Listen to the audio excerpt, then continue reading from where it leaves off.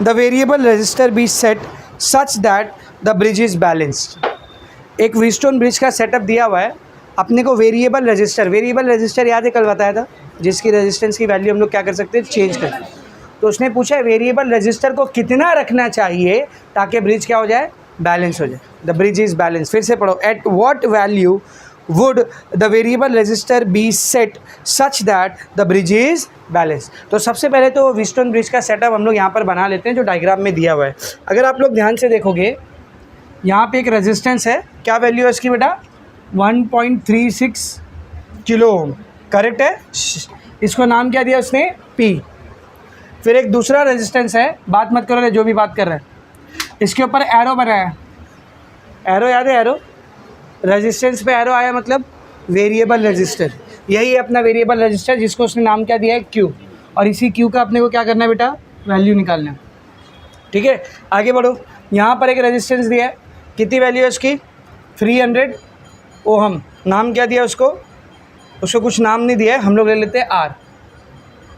ठीक है, और यहाँ पर एक रेजिस्टेंस दिया हुआ है, इसकी वैल्यू कितनी बेटा, 4.4 किलो ओम, इसका नाम लेते हैं S। ठीक है, बीच में गैल्वेनोमीटर को नहीं बनाया उसने। यहाँ पर ऐसा एक सर्किट है, इधर बैटरी है, उसका पॉजिटिव टर्मिनल नेगेटिव टर्मिनल, यहाँ पे ऐसा बैटरी का EMF दिया है, कितना दिया है देख, 30 वोल्ट मिला, 30 वोल्ट। ठीक है ना, ये बैटरी का EMF दिया हुआ आपने। ठीक है, अब क्वेश्चन आगे भी पूछा है, आगे भी क्वेश्चन अभी ख़त्म नहीं हुआ, लेकिन पहले इतना क्वेश्चन करते हैं। उसने क्या बोला है कि ये वेरिएबल रजिस्टर को कितना रखना पड़ेगा ताकि ब्रिज क्या हो जाए, बैलेंस हो जाए। तो हम लोग लिखेंगे balancing condition, balancing condition is, क्या होती है बैलेंसिंग कंडीशन, ये रेजिस्टेंस अपॉन ये रेजिस्टेंस बराबर होना चाहिए, किसके, ये रेजिस्टेंस अपॉन ये रेजिस्टेंस, R/S। इसमें से क्या निकालने का अपने को, Q निकालना है। तो Q को उधर लेके जाओ, ये P ऐसी रहेगा, S ऊपर आ जाएगा और R नीचे आ जाएगा। Q को ऐसी रहने दे, बाकी सबका वैल्यू पुट कर। P कितना है बेटा, देख P कितना है, 1.36 किलो ओहम। S कितना है, S कितना है, 4.4 kilo ohm divide by R कितना है, R 300 ओहम। अब ये गलत है, देख ये ओहम में दिया, ये दोनों किलो ओहम में दिया, या तो सब किलो ओहम में होना चाहिए था या तो सब ओहम में होना। तो हम लोग क्या करेंगे, सबको ओहम में कन्वर्ट करेंगे। तो बेटा किलो अट्टा है तो 10⁻3, तो इसको किलो ओहम से ओहम में लाने के लिए 10⁻3, इसको भी किलो ओहम से ओहम में लाने के लिए 10⁻3, और ये तो ऑलरेडी ओहम में है, करेक्ट है। क्या हो जाए देखिए, 1.36 इंटू 4.4 डिवाइड बाय 3, करेक्ट है। अभी ज़रा ध्यान से देखा, इंटू 10⁻3 + 3 6, ये 2 0 नीचे है ना, 2 0 मतलब +2, 2 0 मतलब +2, ऊपर जाएगा तो सही है। अब इसको और सॉल्व करो, देखो क्या हो गए, 3 1 = 3, 0.1 इधर आ गया, 3 4 = 12, कितना बचा बेटा, 1 बचा, इधर आ जाएगा, 3 5 = 15। अब 1 1 1 बचते जाएगा और यहाँ पे 3 3 3 ऐसा आते जाएगा। तो 0.45 समझ लेते हो उसको, क्या समझ लेते हैं, 0.45। इस 0.45 को 4.4 से मल्टीप्लाई करेंगे, ठीक है ना। मैं डायरेक्ट बता देता हूँ आपको, वैल्यू मल्टीप्लाई करके जो आएगी 0.4533 इंटू 4.4, आंसर आ रहा है 1.9945। कितना आ रहा है बोलो, 1.9945 इंटू 10⁻², 6 - 2 4, 6 - 2 कितना हो गया बेटा, 4 ओहम। ये आ गया Q का value, this is the value of Q, correct है। ये पहला आंसर आ गया अपना। अब आगे देख क्या बोला उसने, अभी क्वेश्चन खत्म नहीं हुआ, आगे देखो क्या बोला उसने। If the source voltage is 30 volt, जो बैटरी उधर लगी हुई है उसका वोल्टेज कितना है, 30 वोल्ट। वो तो डायग्राम में भी दिख रहा है हमको, है ना 30 वोल्ट। आगे बढ़ो, क्या बोला उसने, if the source voltage is 30 volt find the value of the output voltage across XY when the bridge is balance. तो जब ये ब्रिज बैलेंस है उस वक्त ये आउटपुट वोल्टेज यानी ये वाला पॉइंट X और ये वाला पॉइंट Y, इन दोनों के बीच का वोल्टेज अपने को निकालना है। तो इन दोनों के बीच का वोल्टेज को नाम क्या दिया उसने, आउटपुट वोल्टेज। क्या नाम दिया बोल, आउटपुट वोल्टेज। तो आपको ये V आउटपुट निकालना है। अब मैं आपको एक बात बताऊँ, ये निकालने की ज़रूरत भी नहीं है, ये निकालने की ज़रूरत नहीं है, आपको आंसर पता है उसका। कैसे, ज़रा ध्यान से रहे। वोल्टेज किसको बोलते हैं, पोटेंशियल डिफरेंस को। तो ये वी आउटपुट, ये पॉइंट और ये पॉइंट का पोटेंशियल डिफरेंस रहेगा। ये ब्रिज कैसी है बेटा? बैलेंस है। जब ब्रिज बैलेंस होती है तो जहाँ बीच में गैल्वेनोमीटर लगा हुआ रहता है वहाँ से करंट जाता है क्या? क्यों नहीं जाता है? क्योंकि ये दोनों पॉइंट कैसे रहते हैं? Equi potential. याद है कल बताया था, जिधर गैल्वेनोमीटर कनेक्ट होता है वो दो पॉइंट कैसे हो जाते हैं? इक्वी पोटेंशियल, तभी तो करंट नहीं जाता है ना। तो अगर ये ब्रिज बैलेंस है, अगर ये ब्रिज बैलेंस है तो ये पॉइंट और ये पॉइंट कैसे हो जाएंगे? Equi potential. तो जब दोनों का पोटेंशियल सेम है तो दोनों के बीच में पोटेंशियल डिफरेंस कितना रहेगा? 0। तो ये वी आउटपुट की वैल्यू कितनी रहेगी? 0 रहेगी। तो अगर ब्रिज बैलेंस है तो वी आउटपुट कितना रहेगा? 0। तो वो तो डायरेक्ट सी बात है, एकदम सिंपल सी बात। ब्रिज बैलेंस ही तब होगी जब इन दोनों पॉइंट के बीच का पोटेंशियल डिफरेंस 0 हो, वरना ये ब्रिज बैलेंस नहीं होगी। तो फिर सर निकालने की बोला है, वो बस आपको चेक करने बोला है, देखो ज़रा 0 आ रहा है या नहीं। ऐसा क्वेश्चन आएगा नहीं है, मैं बता दूँ। एक क्वेश्चन आया भी तो यहाँ तक आएगा, इसके आगे का नहीं आएगा। उसने बस आपको चेक करने के लिए देखा है, just check it out, check करो इसको कि सही में 0 आ भी रहा है या नहीं आ रहा है। आना चाहिए कि नहीं आना चाहिए पहले वो बताओ। बिल्कुल आना चाहिए। अगर ब्रिज बैलेंस है तो ये दो पॉइंट के बीच का पोटेंशियल डिफरेंस कितना होना चाहिए? 0 होना चाहिए। तो उसने बोला बस उसको चेक करो 0 आ रहा है या नहीं आ रहा है। समझ में आ रहा है अच्छे से क्या बोल रहा हूँ मैं? Is it very much clear? तो सबसे पहले देखो, नोटिस करो, उसने करंट दिखाया, यहाँ से आई करंट गया है, दिख रहा है बेटा? यहाँ से आई करंट गया है। इस पॉइंट पे आने के बाद वो करंट क्या हो गया? देख, दो पार्ट में डिवाइड हो गया है ना। एक साइड I1 गया है, इस साइड गया ना I1, इधर I1 गया और यहाँ पर I2 गया है। फिर यही I2 नीचे भी आया है, यही I1 इधर भी आया है, और दोनों मिल करके फिर से क्या बन गया बेटा? I। अब आपको निकालना क्या? वी आउटपुट, ठीक है ना। पॉइंट्स को नाम देते हैं, let's say this is A, B, C, D। तो अगर आपको वी आउटपुट निकालना है, क्या निकालना है बेटा? We output. तो वी आउटपुट निकालने के लिए आपको इन दो पॉइंट का पोटेंशियल निकाल के उसको माइनस करना पड़ेगा। वी मतलब वोल्टेज, वोल्टेज मतलब पोटेंशियल डिफरेंस, पोटेंशियल डिफरेंस मतलब पोटेंशियल का डिफरेंस। तो इन दो पॉइंट का पोटेंशियल निकाल के उसको क्या करना पड़ेगा? माइनस करना। तो वी आउटपुट आपको कैसा मिलेगा? देख, इस पॉइंट का पोटेंशियल माइनस इस पॉइंट का पोटेंशियल। तो अगर आपको वी आउटपुट निकालना है तो पहले आपको वी डी और वी बी निकालना। क्या निकालना पड़ेगा बोल? वी डी और वी बी। समझ में आ रहा अच्छे से? अब वी डी और वी बी कैसे निकालेंगे सर? ये वी क्या है? पोटेंशियल है। सिर्फ पोटेंशियल निकालना तो मैंने अभी तक आपको सिखाया नहीं, पोटेंशियल डिफरेंस निकालना मैंने आपको सिखाया। तो हम लोग क्या करेंगे? डी का पोटेंशियल डिफरेंस निकालेंगे विथ रिस्पेक्ट टू ए, और फिर बी का पोटेंशियल डिफरेंस निकालेंगे विथ रिस्पेक्ट टू ए। तो वी डी की जगह मैं रख दूंगा वी ए डी, इन दोनों पॉइंट के बीच का पोटेंशियल। और वी बी की जगह पे मैं क्या रख दूंगा? वी ए बी, क्योंकि दोनों का रेफरेंस पॉइंट क्या हो जाएगा बोल? सेम हो जाएगा। और ये दोनों माइनस करने के बाद जो आंसर आएगा वो तुम्हारा क्या रहेगा? We output. समझ में आ रहा है? और कितना आने वाला है आंसर? मतलब ये दोनों की वैल्यू कैसे आनी चाहिए? देखते हैं सेम आ रही कि नहीं। Let us see if it is coming same और नॉट। अब वोल्टेज कैसा निकालते सर? एकदम सिंपल है। ये पॉइंट ए है, ये पॉइंट बी है, दोनों के बीच में क्या है? रेजिस्टेंस। रेजिस्टेंस के अक्रॉस वोल्टेज कैसा निकालते हो? आई इंटू आर। इतने दिन से कर रहे हो ना। रेजिस्टेंस का वोल्टेज कैसा निकालते हैं? आई इंटू आर। तो अगर इन दो पॉइंट के बीच का वोल्टेज निकालना है तो आई को आर से मल्टीप्लाई कर दो। आर पता है इधर? मालूम है। आई मालूम है क्या? तो आई टू निकालना पड़ेगा। इन दो पॉइंट का वोल्टेज कैसा निकालोगे? Same, I into R. R मालूम है? हाँ, भी निकाले सर। रेजिस्टेंस मालूम है ना? करंट मालूम है क्या?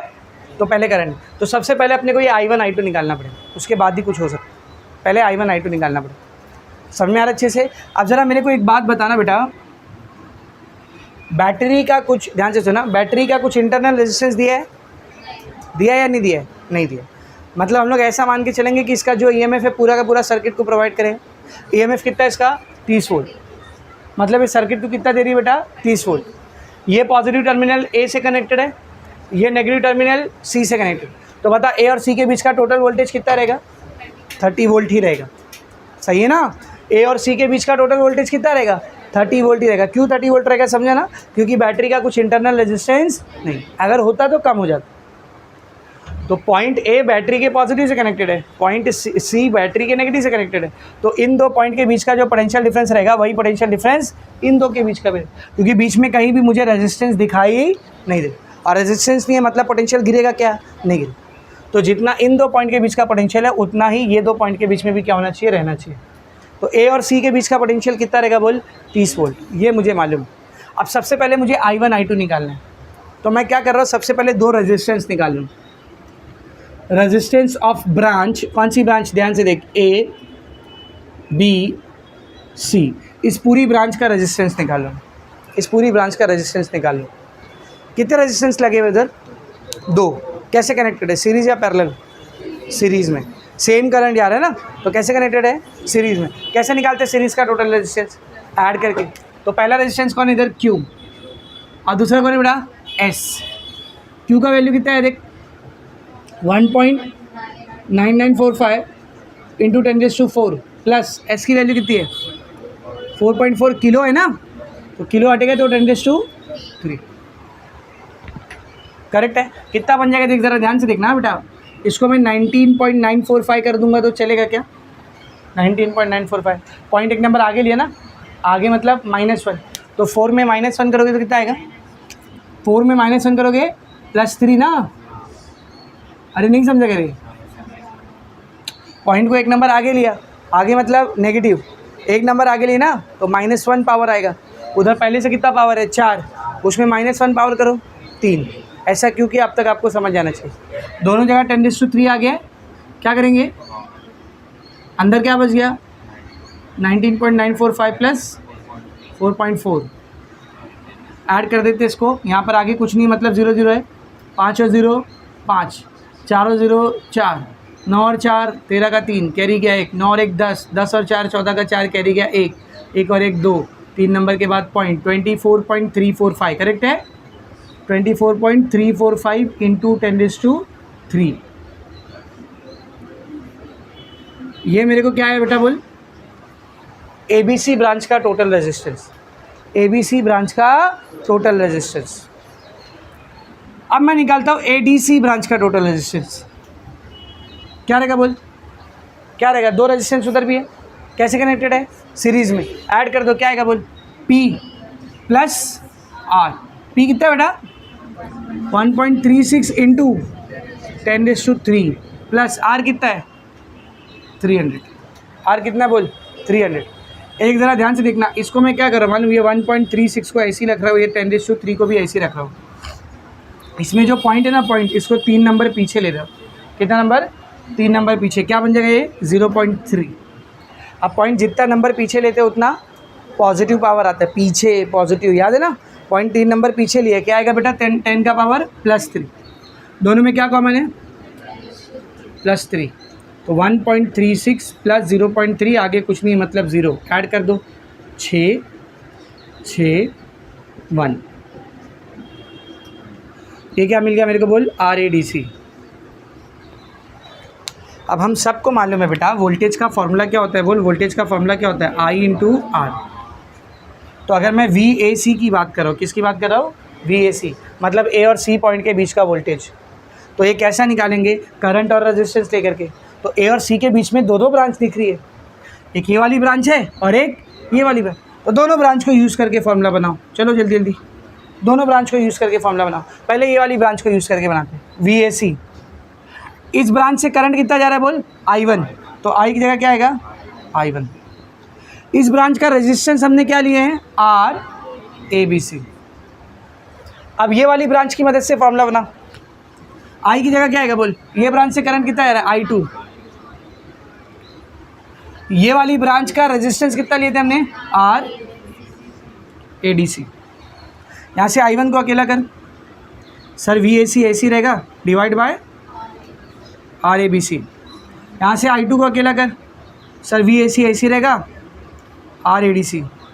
I1 चाहिए था ना, ये देखा आ गया, VAC A और C के बीच का वोल्टेज कितना है, 30 वोल्ट, RABC कितना है बोल, 24 पॉइंट, बोलना 24.345 इंटू 10⁵ एम्पियर, ये I1 आ गया, ये क्या आ गया बेटा बोल, अभी I2 कितना आ गया देख, VAC A और C के बीच का वोल्टेज कितना है रे, 30 वोल्ट, RADC कितना है बोल, 1.66 इंटू 10⁵ एम्पियर, ये आ गया I2, ये I1 ये I2।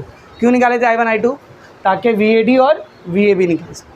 अब VAD निकालते, VAD ध्यान दे उधर, A और D को देख, उन दो पॉइंट के बीच में करंट कौन सा जा रहा है बेटा, I2, और रेजिस्टेंस कौन सा है, P, सही है ना। सिमिलरली VAB क्या रहेगा बोल, ए और बी को देख, ए और बी को देख, उन दो पॉइंट के बीच में करंट कौन सा आ रहा है, I1, और रेजिस्टेंस कौन सा है, Q। चल वैल्यू पुट कर। I2 कितना है बोल, how much is I2, 30 divide by 1.66 into 10 का power 3 into P, how much is P, बोलो P कितना है, 1.36 किलो है ना, 10⁻3। यहाँ रखो value. I1, how much is I1, 30 divide by 24.345 into 10⁻3 into Q, how much is Q देख निकाले थे, 1.9945 इंटू 10⁻4, सॉरी, ठीक है, या इसको ऐसा लिख दो 19.945, चलेगा ना, पॉइंट एक आगे करके 10⁻3 कर दिया। क्या कैंसिल हो रहा है देख, बाकी का सॉल्व करेंगे, लॉग से सॉल्व होगा, मैं आपको डायरेक्ट वैल्यू बता रहा हूँ, ध्यान दिया, 30 इंटू 1.36 डिवाइड बाय 1.66, वैल्यू आ रही है 24.57, कितनी आ रही बोल, 24.57 वोल्ट, ये आ गया VAD, उसको निकालते हैं। 30 इंटू 19.945 डिवाइड बाय 24.345, वैल्यू आ रही है 24.57, कितनी वैल्यू आ रही है, 24.57, कुछ दिख रहा है, कैसे आई वैल्यू, आएगी ही, वो ब्रिज बैलेंस है तो वो वैल्यू सेम आएगी ही। अब अपने को निकालने का क्या था, वी आउटपुट ना, वी आउटपुट निकालने के लिए डी पॉइंट और बी पॉइंट के पोटेंशियल को माइनस करेंगे। अब डी पॉइंट के पोटेंशियल और बी पॉइंट के पोटेंशियल के लिए कोई एक सेम रेफरेंस लेना पड़ेगा, तो मैंने किसको लिया, ए को, तो डी की जगह क्या आ जाएगा बोल, VAD, और बी की जगह क्या आ जाएगा, VAB। VAD कितना है बेटा, 24.57, VAB कितना आया, 24.57, माइनस किए,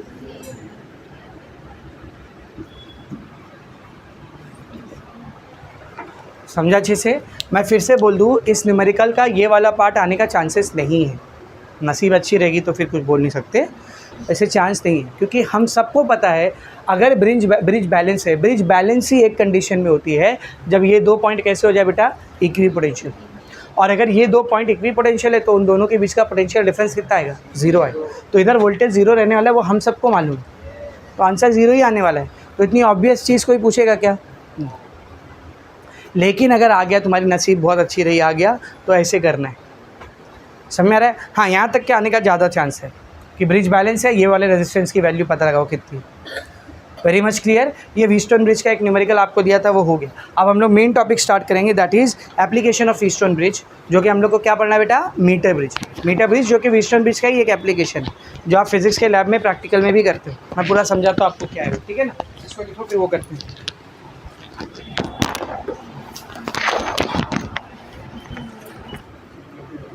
रेजिस्टिविटी थोड़ा सा तुमको समझ के लेना पड़ेगा, अगर रेजिस्टिविटी नहीं आता है तो तुम लोग मीटर ब्रिज नहीं समझ पाओगे, ठीक है। इधर एक रेजिस्टिविटी किसको बोलते हैं,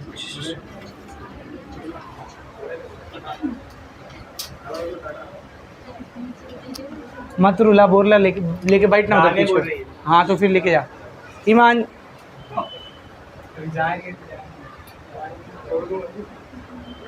लेके जा, अगर रोई ना तो वापस लेके आ, बाइक से ही तो है।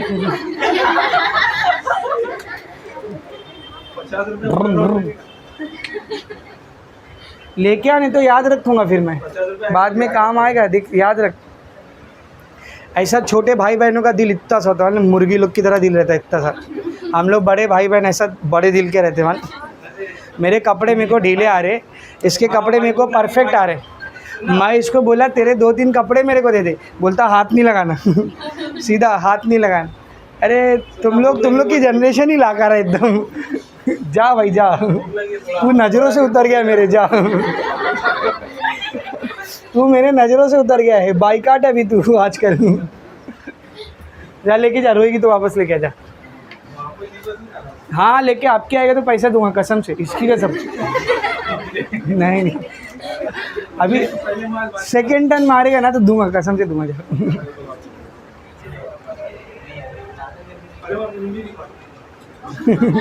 Bye bye. चलो देखो इधर, रजिस्टिविटी जिसको हम लोग किससे दिखाते हैं बेटा, रो से। अब इधर देख, बोर्ड पे ध्यान से देख, किसी भी कंडक्टर से जब करंट फ्लो कर रहा है तो जाहिर सी बात है वो कंडक्टर उस करंट को क्या देता है बेटा, अपोजिशन देता है। उस अपोजिशन को हम लोग क्या कहते हैं, रेजिस्टेंस कहते हैं, है ना। ये तो हम सबको मालूम है अभी तक, रेजिस्टेंस आर।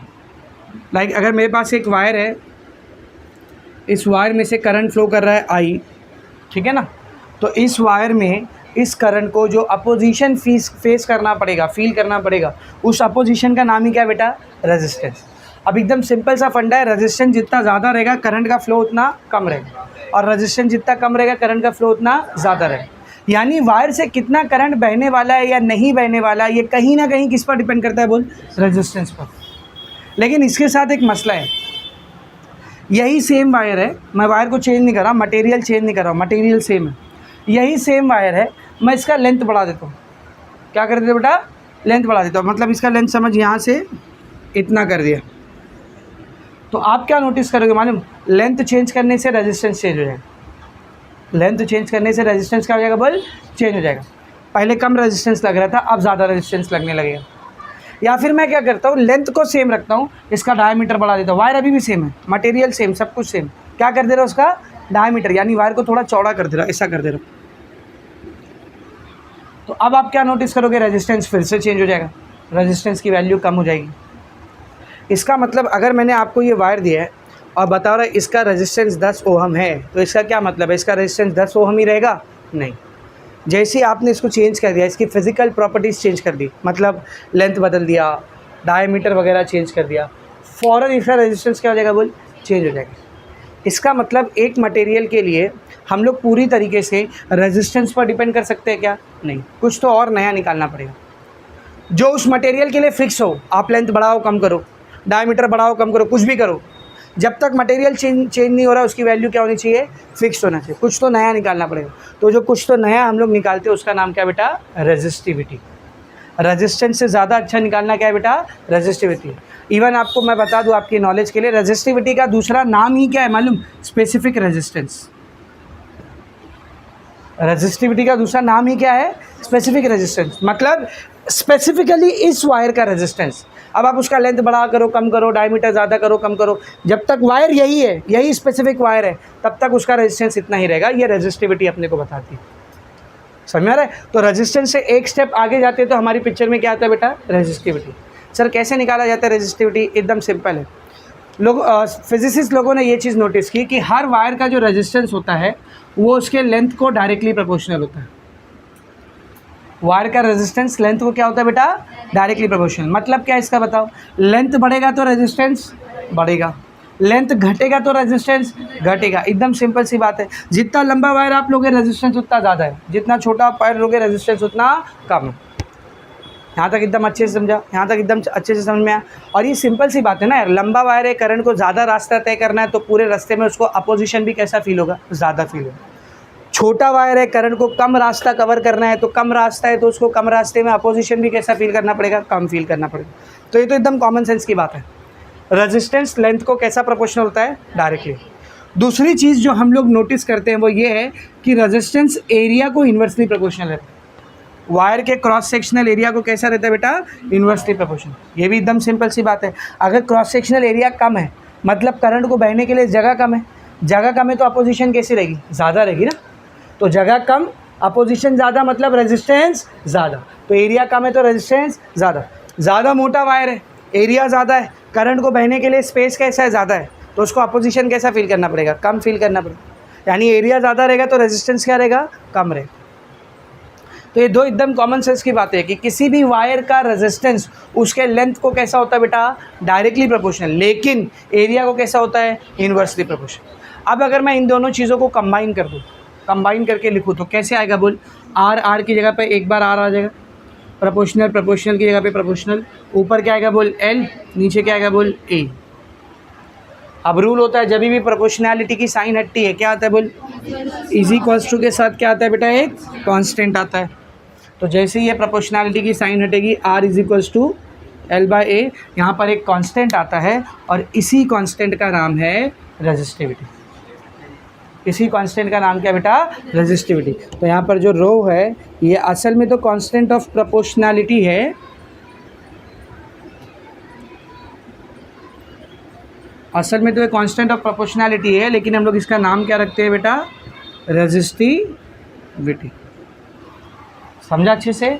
तो ये देख, ये फॉर्मूला अभी हम लोग यूज़ करने वाले, R is equal to rho into L by ए।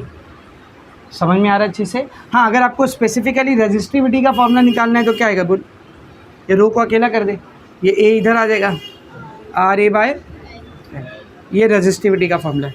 ऐसा यूनिट क्या आएगा इसका बोल, आर का यूनिट ओहम, एरिया का यूनिट मीटर स्क्वायर, लेंथ का यूनिट मीटर, मीटर से स्क्वायर ओहम मीटर। रेजिस्टिविटी का ऐसा यूनिट क्या है बोल, ओहम मीटर। रेजिस्टेंस और रेजिस्टिविटी में फ़र्क क्या है बेटा, समझा ना। रेजिस्टेंस एक ही वायर के लिए चेंज हो सकता है, यही वायर है, यही मटेरियल है, कॉपर का वायर है, कॉपर का ही वायर है, उसका रेजिस्टेंस क्या हो सकता है बोल, चेंज। लेंथ बदल दोगे रेजिस्टेंस बदल जाएगा, एरिया बदल दोगे रेजिस्टेंस बदल जाएगा। लेकिन रेजिस्टिविटी बदलेगी क्या, नहीं। जब तक मटेरियल सेम है तब तक रेजिस्टिविटी क्या रहती है बेटा, सेम रहती है। हाँ, मटेरियल चेंज होगा तब रेजिस्टिविटी क्या होती है, चेंज होती है। ये पूरा कंसेप्ट एकदम अच्छे से समझा, ये 10th में भी था, ये 11th में भी था, अभी यहाँ पर काम आएगा तो पहले मैंने यही पढ़ा दिया आपको, एकदम अच्छे से समझा। ये पूरे में से क्या काम आने वाला है सर मुझे, ये वाला formula, R is equals to rho L by A. Like अगर मेरे पास एक वायर है, मुझे इसका रेजिस्टेंस निकालना है, तो मैं कैसे निकालूंगा, इस वायर की रेजिस्टिविटी को लूँगा, ये वायर का लेंथ कितना है उसको मल्टीप्लाई करूँगा, और इस वायर का क्रॉस सेक्शनल एरिया जो भी रहेगा उससे क्या कर दूँगा, डिवाइड। तो मुझे ये इतने वायर का क्या मिल जाएगा बेटा, रेजिस्टेंस मिल जाएगा। ये फॉर्मूला इधर अपने को काम आने वाला है, एकदम अच्छे से समझा। इसको लिखो, फिर मीटर ब्रिज पढ़ते हैं, जल्दी लिखेंगे। एप्लीकेशन ऑफ व्हीटस्टोन ब्रिज, क्या बेटा, application of Wheatstone bridge. Wheatstone bridge को हम लोग प्रैक्टिकली कैसे यूज़ करते हैं, क्या एप्लीकेशन उसका वो देखना है। तो आपको जो एप्लीकेशन दिया हुआ है उसका नाम है बेटा मीटर ब्रिज। क्या नाम है बोल, मीटर ब्रिज। इसको आप यूज़ भी करोगे बाकायदा फिजिक्स के लैब में, फिजिक्स के प्रैक्टिकल के अंदर। मीटर ब्रिज का आपको एक्सपेरिमेंट है, जिनका हो गया है कोई बात नहीं, जिनका नहीं हुआ है जब होगा तो ध्यान देना, ये सारी चीज़ें आपको वहाँ पर याद आएगी। सब लोग बोर्ड पर देखेंगे। तो अभी हम लोग पढ़ रहे बेटा मीटर ब्रिज। अब क्वेश्चन कैसे आता है, वही सिंपल सा क्वेश्चन है, मीटर ब्रिज का सेटअप समझाओ, वर्किंग समझाओ, फॉर्मूला डिराइव करके दो, ठीक है, या फिर इसके ऊपर सीधा न्यूमेरिकल जाता है। समझ में आ रहा अच्छे से। तो पहले पूरा सेटअप समझ के लेते हैं। अगर आपने फिजिक्स के लैब में मीटर ब्रिज का सेटअप देखा है, या कभी फिजिक्स के लैब में आपने ध्यान दिया है, तो सबसे पहले तो आपके फिजिक्स के लैब में ऐसा चौड़ा सा टेबल रहता है ना। उस टेबल के ऊपर ये पूरा सेटअप ऐसा लकड़ी के रेक्टेंगल पे रहता है, वुडन बॉक्स के ऊपर। किसके ऊपर, वुडन बॉक्स के ऊपर। तो एक ऐसा लकड़ी का बॉक्स रहता है, वुडन बॉक्स। तो सबसे पहले मैं उसी को बना रहा हूँ। This is a wooden box या वुडन प्लेटफॉर्म, इसी के ऊपर पूरा सेटअप बना हुआ रहता है, ठीक है ना। अब इसमें रहता क्या, इसको मीटर ब्रिज क्यों बोलते हैं अभी आपको समझेगा। देख, इसमें नीचे ना ऐसा एक वो येलो वाली टेलर लोग स्केल यूज़ करते हैं ना, वैसी एक 1 मीटर की स्केल लगी हुई रहती है। क्या लगी रहती है बेटा बोल, 1 मीटर की स्केल। तो it is a metre scale. क्या है बेटा ये, मीटर स्केल। मीटर स्केल समझता है ना सबको। इसमें शुरुआत कहाँ से होगी बेटा, 0 से, और एंडिंग कहाँ पर होगी बोल, 100 सेंटीमीटर पे। मालूम है ना 1 मीटर में कितना सेंटीमीटर होता है, 100 सेंटीमीटर। और यहाँ पर ऐसा बीच में सब 1 2 3 ऐसा। अब वो मुझे बताने की ज़रूरत नहीं है ना। तो 1 मीटर की स्केल यहाँ पर ऐसा लगे रहती है, और इसी 1 मीटर की स्केल के ऊपर एक 1 मीटर लंबा कॉपर का वायर फिट होता है। कितना लंबा, 1 मीटर लंबा, ठीक है ना। यानी इसके 0 से लेकर के इसके 100 तक आपको एक स्ट्रेट कॉपर का वायर दिखेगा। तो इसकी भी लेंथ कितनी हुई बता, कितनी लेंथ हुई इसकी, 1 मीटर। इसीलिए इस एक्सपेरिमेंट का नाम ही क्या है, मीटर ब्रिज, क्योंकि इसमें 1 मीटर का वायर यूज़ होता है। समझ में आ रहा है। अब आगे का सेटअप समझो क्या किया जाता है। मेटल की 2 स्ट्रिप्स होती है, स्ट्रिप समझती है ना, पतली स्ट्रिप। मेटल की 2 स्ट्रिप होती है एल शेप की। कैसी शेप की, एल शेप की। एक यहाँ पर कनेक्टेड होती है ऐसा,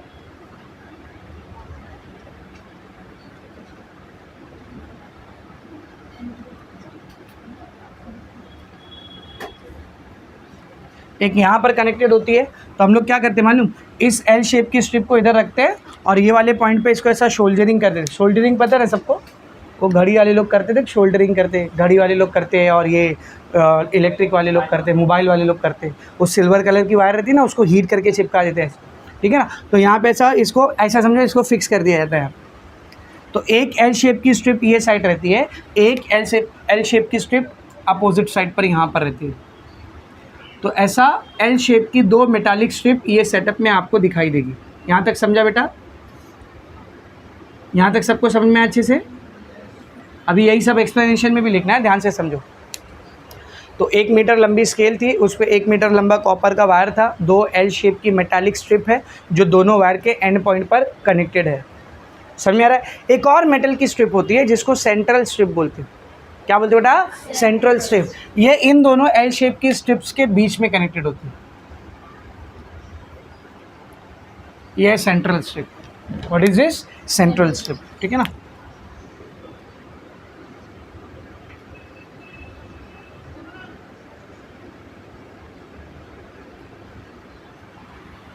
ठीक है। अब अगर आप लोग एक चीज़ नोटिस करोगे तो इस सेंट्रल स्ट्रिप की वजह से इस पूरे पोर्शन में 2 गैप जनरेट हो चुका है। दिख रहा है? एक ये वाला गैप और एक ये वाला गैप। देख रहे बेटा?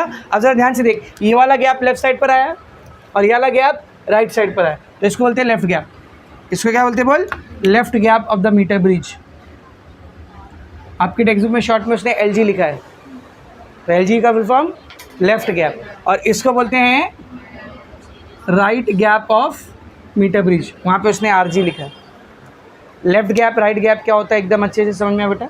Is it very much clear? ठीक है ना। अब होता क्या है मालूम, वायर को कनेक्ट करने के लिए इसके ऊपर 3 पॉइंट्स होते हैं और इसके ऊपर यहाँ पे 1 पॉइंट होता है, इसके ऊपर यहाँ पे 1 पॉइंट होता है। तो ये वो स्क्रूज है जिसको ऐसा खोलेंगे, वायर को फिट करके ऐसा टाइट कर देंगे, यानी ये वायर के कनेक्शन के पॉइंट है। समझ में आ रहा अच्छे से? अब मीटर ब्रिज का काम क्या है? ये एक व्हीटस्टोन ब्रिज है ना। व्हीटस्टोन ब्रिज का क्या काम था बताओ, आप लोग बताओ। व्हीटस्टोन ब्रिज का क्या काम था? अननोन रेजिस्टेंस की वैल्यू पता करना। तो मीटर ब्रिज का भी क्या काम रहेगा? अननोन रेजिस्टेंस की वैल्यू पता करना। तो हम लोग क्या करते हैं, लेफ्ट गैप के अंदर एक वायर यहाँ से लेकर एक वायर यहाँ से लेकर जो अननोन रेजिस्टेंस है जिसकी अपने को वैल्यू निकालना है उसको यहाँ पर कनेक्ट कर देते हैं। तो ये X यहाँ पर क्या दिखा रहा है बेटा आपको, बोलो? अननोन रेजिस्टेंस, जिसकी हमको क्या करना है बेटा? वैल्यू निकालनी। तो लेफ्ट गैप में हम लोगों ने अननोन रेजिस्टेंस को कनेक्ट कर दिया। और राइट गैप में हम लोग क्या करते हैं मालूम? एक रेजिस्टेंस बॉक्स को कनेक्ट करते हैं। किसको कनेक्ट करते हैं बोल? रेजिस्टेंस बॉक्स याद है ना बेटा? इसके ज़रिए मैं रेजिस्टेंस को चेंज भी कर सकता हूँ, प्लस मुझे वैल्यू भी पता लगेगी कि कितनी है रेजिस्टेंस की वैल्यू। तो यहाँ पर एक रेजिस्टेंस बॉक्स कनेक्टेड रहेगा।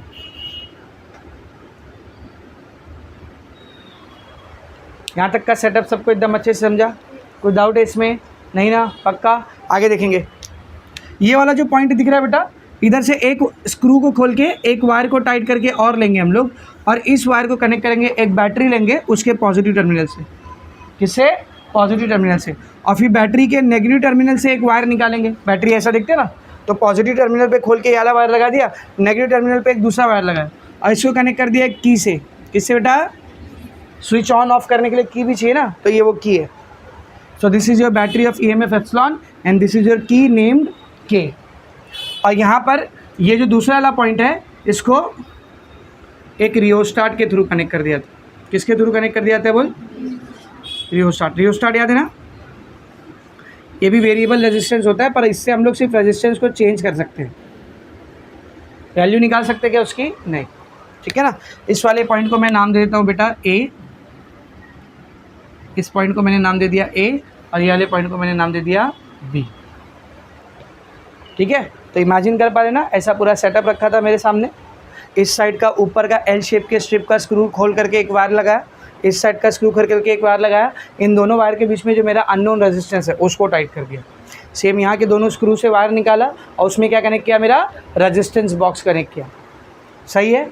ये साइड से ए वाले पॉइंट से, मतलब शुरू वाले पॉइंट से एक वायर को खींचा, बैटरी के पॉजिटिव पे टाइट कर दिया, बैटरी के नेगेटिव से एक वायर निकाला, की से कनेक्ट किया, की से एक दूसरा वायर निकाला, रियोस्टार्ट से कनेक्ट किया, और बी पॉइंट जो है ना वहाँ से एक वायर ला के रियोस्टार्ट के दूसरी तरफ कनेक्ट कर दिया। ये इतना सेटअप पूरा बन गया। समझ में आ रहा अच्छे से। यूजुअली आपको कॉलेज में सेटअप बना बनाया मिलता है, लेकिन नहीं भी बना बनाया मिला है, सब कुछ अलग अलग रखा हुआ है तो भी आप कर सकते हो इसको। इतना आसान काम है, कोई रॉकेट साइंस नहीं है उसके अंदर, एकदम अच्छे से समझा। एक लास्ट चीज़ यहाँ पर और बची है, व्हीटस्टोन ब्रिज के बीचों बीच में क्या दिखाए थे हमने, गैल्वेनोमीटर। वो दिखा क्या अभी तक कहीं पे? आप गैल्वेनोमीटर को दिखाने, तो हम लोग क्या करेंगे, गैल्वेनोमीटर याद है ना, उसमें भी कितने स्क्रू होते हैं टाइट करने के लिए? 2। तो हम लोग क्या करेंगे, जो बीच वाली स्ट्रिप दिख रही है, इस पॉइंट को मैं बोलता हूँ सी पॉइंट। क्या बोलते हैं बेटा? बोल, सी पॉइंट। इस पॉइंट से एक वायर लेते हैं और इसको गैल्वेनोमीटर के एक स्क्रू से कनेक्ट करते हैं। तो ये वाले पॉइंट से ऐसा एक वायर निकाला, गैल्वेनोमीटर के एक साइड कनेक्ट कर दिया। अब क्या करेंगे, गैल्वेनोमीटर के दूसरे साइड से एक वायर निकालेंगे और इस वायर को ये कॉपर की वायर पे कनेक्ट करना है। अब आपके पास एक रास्ता है, ये वायर इधर लाए, कॉपर के वायर पे ऐसा टाइट कर दिया, इसको डायरेक्ट ऐसा कनेक्ट कर दिया। लेकिन मैं क्या चाहता हूँ कि इस वायर का जो गैल्वेनोमीटर के दूसरे साइड से आया है, इस वायर का इस कॉपर की वायर के साथ टेम्पररी कनेक्शन हो। कैसा कनेक्शन हो? परमानेंट नहीं चाहता हूँ मैं। कैसा चाहता हूँ? टेम्पररी। यानी कि मुझे जब मन करे मैं यहाँ से उठा के यहाँ कनेक्ट कर दूँ, जब मन करे यहाँ कर दूँ, यहाँ कर दूँ, यहाँ कर दूँ। तो आप बोलोगे सर सिंपल है, पहले टाइट कर दो, फिर जब मन करेगा खोलो, बाजू में लेके जाके टाइट। इतना टाइम नहीं अपने पास। टेम्पररी कनेक्शन का मतलब ही ये फट से शिफ्ट कर सकूँ मैं उसको जहाँ मेरे को शिफ्ट करना है। तो अब ये कैसा करेंगे सर? तो यहाँ पर हम लोग एक छोटे से डिवाइस का इस्तेमाल करते हैं जिसको जॉकी कहा जाता है। क्या कहा जाता है? बोल, जॉकी। ये आप फिजिक्स लैब में यूज़ करेंगे, जॉकी। कैसा दिखता है सर ये जॉकी? ऐसा पेन की तरह रहता है, इतना बड़ा पेन की तरह रहता है, ब्लैक कलर का या ग्रे कलर का। इसमें क्या रहता है, ऊपर ऐसा स्क्रू रहता है टाइट करने के लिए वायर को, नीचे ऐसा इसकी एक मेन बॉडी रहती है ब्लैक कलर की जो यूजुअली नॉन मेटालिक होती है, और इसके आगे ऐसा मेटल का ऐसा कनेक्शन निकला हुआ रहता है। तो हम लोग क्या करते हैं मालूम, यहाँ पे लाके ऐसा वायर को स्क्रू को टाइट कर देते हैं। और ये जो मेन 1 मीटर लंबा वाला वायर है ना, तो ये जो आगे का मेटल वाला पार्ट दिख रहा है, जॉकी को वहाँ पे ऐसा रख देते। हो गया कनेक्शन। मैं बोला बाजू में कर, क्या करोगे? उठाए रख दिए। सरकाने का नहीं, यही तो वो गलती जो हम लोग करते हैं। हम लोग क्या बोलते हैं, घिसते हो उसको, घिसने का नहीं उसको। हमेशा जॉकी को क्या करने का, यहाँ रखा है ना, उठा के ऐसा टैप करने का, उठा के ऐसा टैप करने, जहाँ भी रखना है टैप करने का, ऐसा स्लाइड नहीं करने का। आप प्रैक्टिकल करोगे ना, तो अगर आपका टीचर अच्छा है, ध्यान देने वाला है, तो बार बार चिल्लाएगा, बेटा डोंट स्लाइड इट, अरे स्लाइड मत कर रहे, टैप कर, स्लाइड मत कर, टैप कर, वो बार बार चिल्लाएगा। फिर भी बच्चे लोग को कुछ नया नया मिलता है तो टैप कुल बोले अपने बाप का है, फीस भर के आया क्या ऐसा समझ में आ रहा है? उसको ऐसा स्लाइड नहीं करना होता। क्या करना होता है बेटा? उसको ऐसा टैप करना होता है। समझ में आ रहा है अच्छे से? स्लाइड करने से सेटअप भी ख़राब होता है, रीडिंग भी गलत आती है। उसको टैप ही करना होता है। समझ में आ रहा अच्छे से? तो ये जॉकी यहाँ पर कनेक्ट करना है। तो अब क्या जॉकी का पूरा डायग्राम यहाँ पर बनाते बैठोगे? नहीं, जॉकी को दिखाने के लिए देख हम लोग ऐसा करते हैं, ऐसा लाएंगे, एक एरो दिखा के ऊपर जे लिख देंगे। तो ये एरो और जे आपको क्या दिखा रहा है? बोल, ये एक जॉकी है। क्या बेटा? ये एक जॉकी। समझा? ये हो गया पूरा सेटअप तैयार। यही है मीटर ब्रिज का सेटअप। ये सेटअप आप अपने फिजिक्स के प्रैक्टिकल में भी यूज़ करोगे। सेटअप में किसी को कुछ डाउट है? ये पूरे में किसी को कुछ ऐसा है जो नहीं समझा? ठीक है ना? ये सेटअप आपको फिजिक्स प्रैक्टिकल में भी करना है। मैं फिर बता रहा हूँ, ज़्यादातर कॉलेज वाले सेटअप रेडीमेड बना के दे देते हैं। आपके प्रैक्टिकल में जाने से आधा घंटा पहले ही वो जो अंकल लोग रहते हैं ना, काका लोग, लैब असिस्टेंट, वो लोग पूरा बना के तैयार रखे रहते हैं, पूरा बना के रेडी रखा रहता है। आपको खाली जाना है, एक्सपेरिमेंट परफॉर्म करना है, रीडिंग लेना है, कैलकुलेशन करना है, साइन करा के निकल लो, क्योंकि तुम लोग उसी में 2 घंटा लगा देते अगर कहीं बोले पहले सेटअप बनाओ तो 2 घंटा उसमें लगेगा कौन सा वायर किधर लगाने का है, डायग्राम देख के तुमको समझ में नहीं आएगा।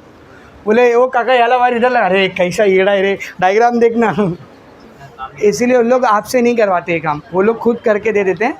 हाँ, कुछ कुछ कॉलेज ऐसे होते हैं जो बोलते हैं नहीं खुद ही करो, डायग्राम देखो, सेटअप खुद करो। जैसे हम लोग के टाइम पे जहाँ तक मेरा ख्याल है, हम लोग से खुद ही सेटअप करवाते थे। तो प्रैक्टिकल हमारा कैसा होता था, पहले हम लोग को अंदर जाना है, बीच में जो सेंट्रल टेबल है ना, उसके सराउंडिंग में ऐसा सर्कल बना के खड़े हो जाना है, और सेंट्रल टेबल पे पूरा सेटअप, पूरा रिक्वायरमेंट रखा रहता था, और यहाँ पे टीचर खड़े रहते थे, और यहाँ ऐसा सी शेप के ऐसे सर्कल में बच्चे खड़े रहते थे।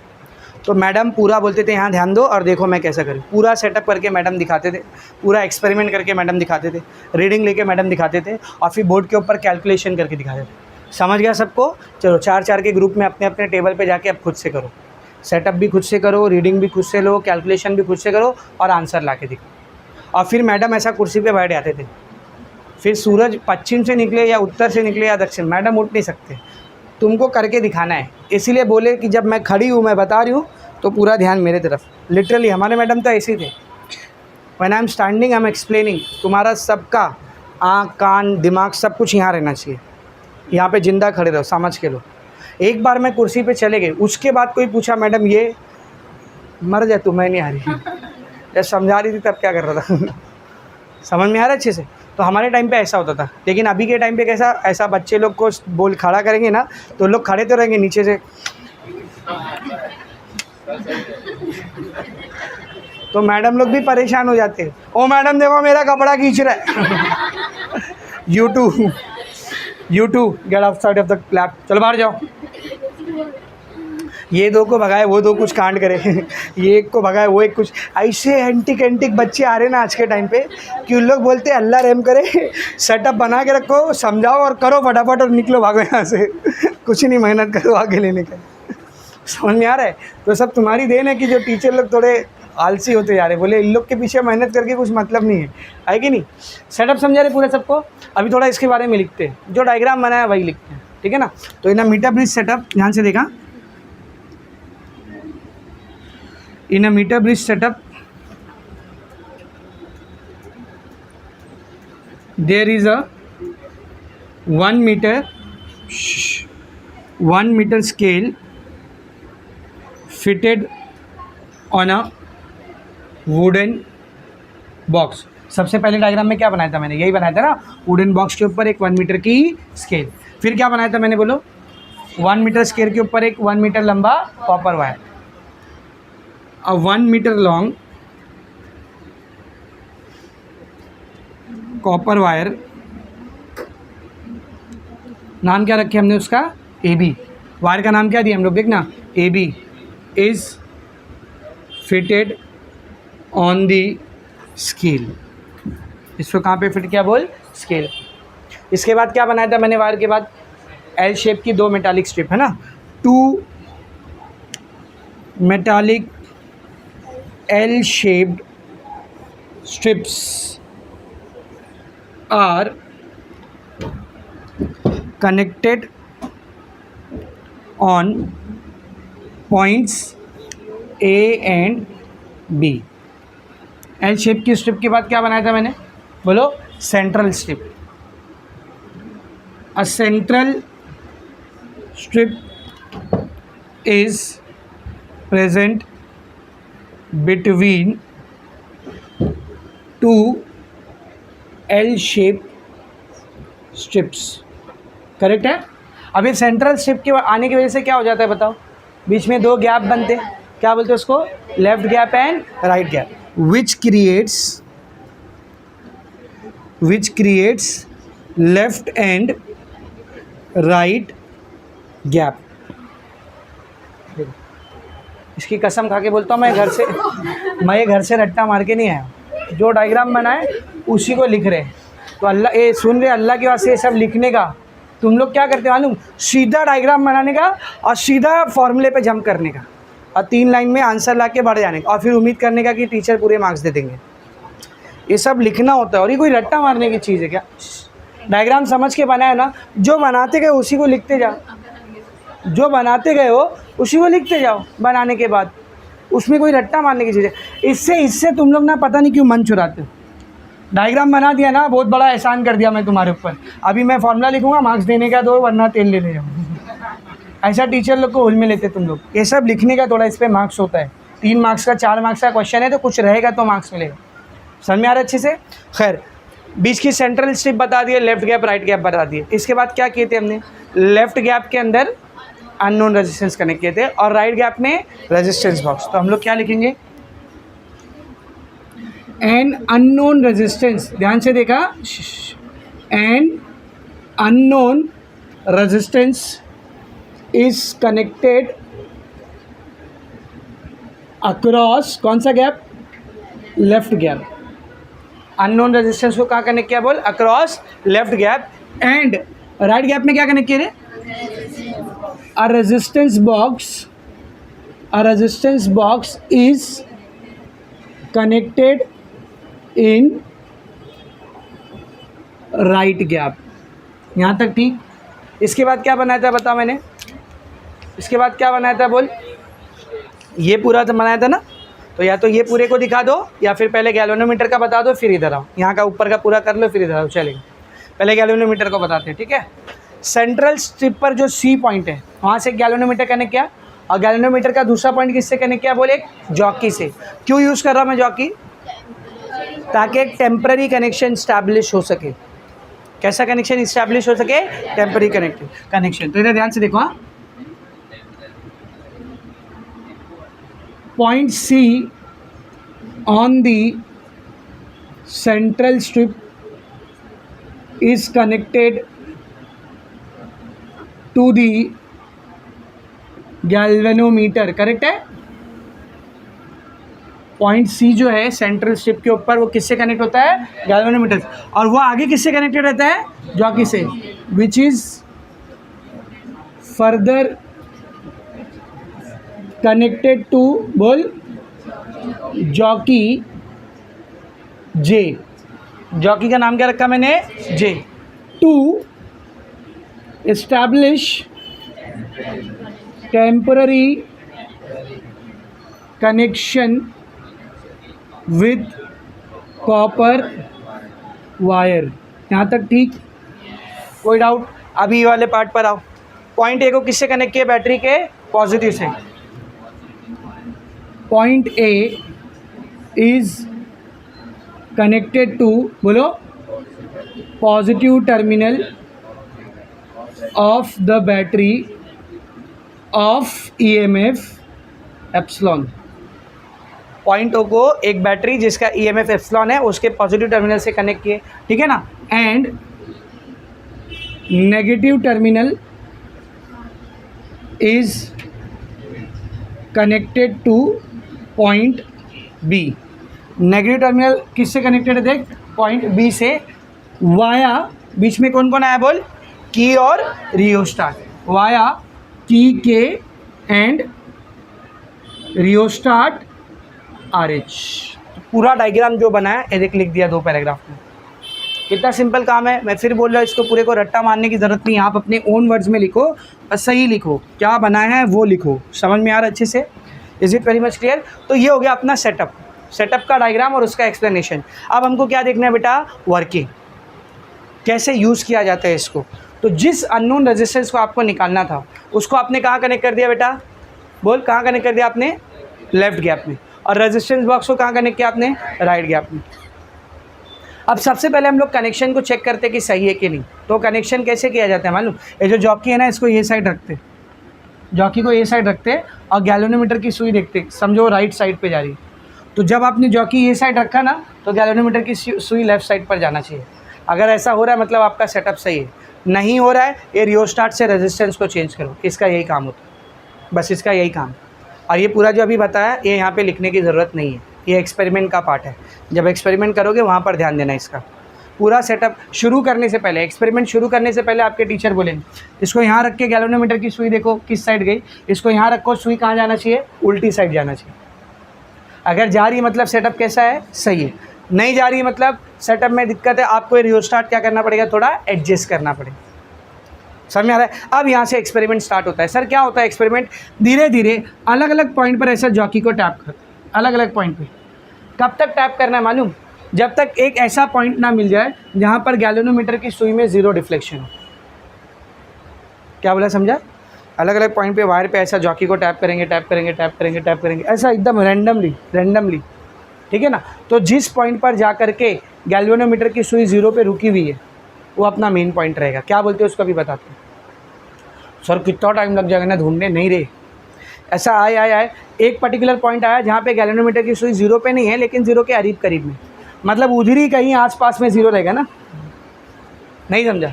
अब यहाँ पे तुमने रखे, सुई जो थी वो ज़ीरो के पास थी. अब ज़ीरो ढूंढने के लिए वहाँ नहीं चले जाओगे ना, वहाँ चले गए तो सुई और आगे भाग जाएगी.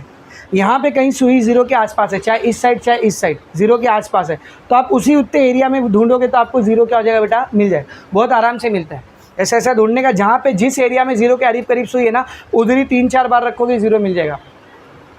समझ में आ रहा है? तो जॉकी को टैप करके, रैंडमली टैप करके एक पॉइंट निकाला जाता है जब गैल्वेनोमीटर की सुई में कितना डिफ्लेक्शन हो, जीरो। गैल्वेनोमीटर में जीरो डिफ्लेक्शन है, मतलब इस वाले ब्रांच से करंट जा रहा है क्या? नहीं, ये वाले ब्रांच से करंट नहीं जा रहा है। व्हीटस्टोन ब्रिज में गैल्वेनोमीटर वाले ब्रांच से करंट नहीं जा रहा है, मतलब वो ब्रिज क्या है बेटा?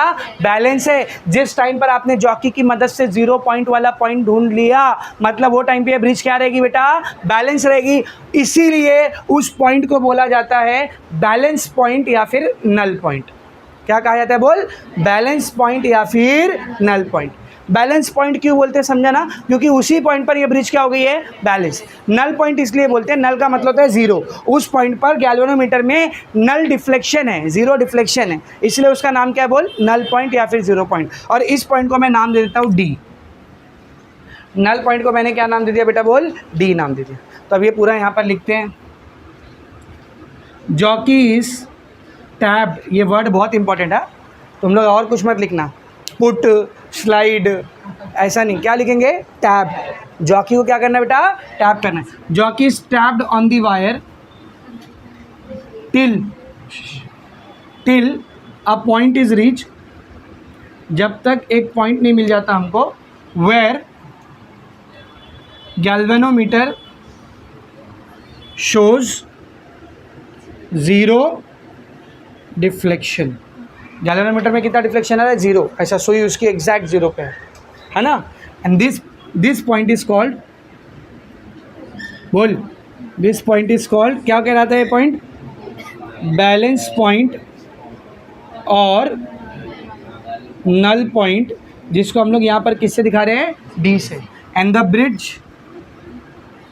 Bridge is balanced at this point.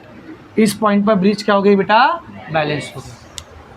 अब हो सकता है आप में से किसी प्यारे प्यारे बच्चे के दिल में एक प्यारा प्यारा सवाल आ रहा हो, सर क्या येड़ा बनाते ना आप, ये कौन से एंगल से वो व्हीटस्टोन ब्रिज दिख रही जो आपने कल बनाए थे? है कि नहीं? है तो व्हीटस्टोन ब्रिज ही ना, है मीटर ब्रिज, लेकिन किसका एप्लीकेशन है? व्हीटस्टोन ब्रिज का। मतलब ये भी एक तरीके का व्हीटस्टोन ब्रिज है। कल जो व्हीटस्टोन ब्रिज पढ़ाए थे, ये कौन से एंगल से उसकी तरह दिख रही है? ये तो एकदम ही नहीं बेटा, है ये वही है, सेम चीज़ है। वो दिख के खाली अलग आ रही है, धोखा हो रहा है आपके साथ, दिख के अलग आ रही है, लेकिन ध्यान से देखोगे तो है वो सेम चीज़। कितने रेजिस्टेंस है उसमें? 4। ऐसे कनेक्टेड है ना, 4, करेक्ट है? ऐसे 4 रेजिस्टेंस थे। ये वाले पॉइंट से बैटरी कनेक्टेड थी और ये वाले पॉइंट से क्या कनेक्टेड था? गैल्वेनोमीटर। अब देखिए चारों रेजिस्टेंस में आपको ढूंढ के दिखा रहा हूँ। ये दिख रहा है एक्स, ये देखिए ये रहा रेजिस्टेंस एक्स, ये दिख रहा है आर, ये देखिए रहा आर। इन दोनों के बीच में गैल्वेनोमीटर है, इन दोनों के बीच में गैल्वेनोमीटर है। गैल्वेनोमीटर का दूसरा पॉइंट कौन से पॉइंट पे कनेक्टेड है? देख, डी पर। अब पहला पॉइंट किधर कनेक्टेड है? सी पर। तो ये मेरा डी और ये मेरा सी।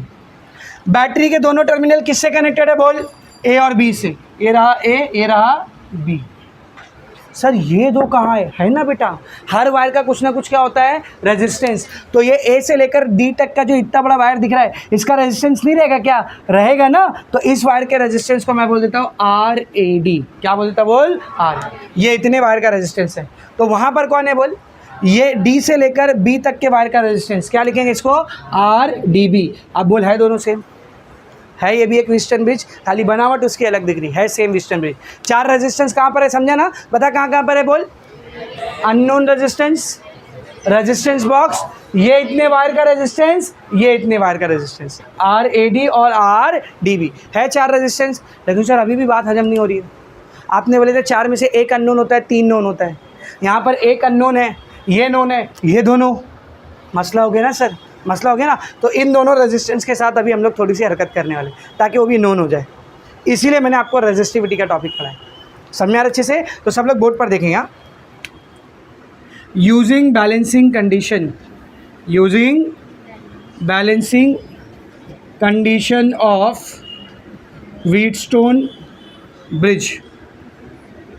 व्हीटस्टोन ब्रिज का बैलेंसिंग कंडीशन यूज़ करो। क्या बोलता है बैलेंसिंग कंडीशन? ये साइड का रेजिस्टेंस अपॉन ये साइड का रेजिस्टेंस इक्वल होना चाहिए, इस साइड का रेजिस्टेंस अपॉन इस साइड का रेजिस्टेंस। तो ये साइड का इधर पे रेजिस्टेंस कौन सा? देख, एक्स अपॉन वहाँ पे क्या है बेटा आर, ये बराबर होना चाहिए किसके, इस साइड का रेजिस्टेंस, मतलब ए और डी तक के वायर का रेजिस्टेंस। क्या लिखूंगा इसको, आर ए डी और फिर आर डी बी।